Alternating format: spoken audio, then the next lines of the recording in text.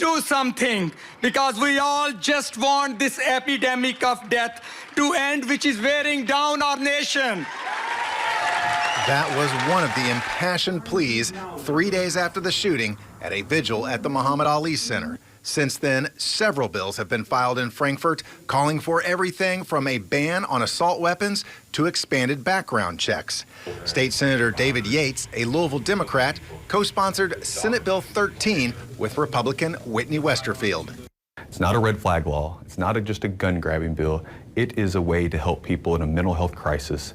It's called a Crisis Aversion and Rights Retention, or CAR bill.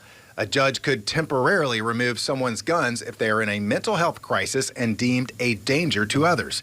And the gun owner could make their case in a hearing. One of the highest areas of success is really the reduction in suicide. And that's what I'm hearing mother after mother saying, I knew this was going to happen. I was told this was going to happen.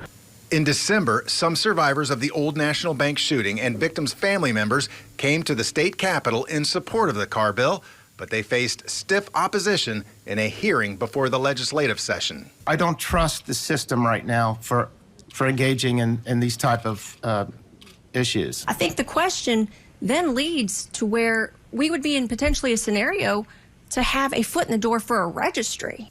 In the end, the CAR bill went nowhere during the regular session. There's a lot of outside lobbyist groups. There's a lot of money, and there's a lot of political pressure to keep us from even having these conversations. In the meantime, the Old National Bank survivors have taken another route, suing River City Firearms, the gun store that sold the shooter an AR-15 assault rifle just days before the shooting. The shooter in this case had obvious signs of being in distress at the time he purchased this weapon. And not only did they sell him the weapon, they upsold him accessories to make it more deadly. The lawsuit says ATF regulations require employees to look for warning signs, which should stop the sale of a deadly weapon.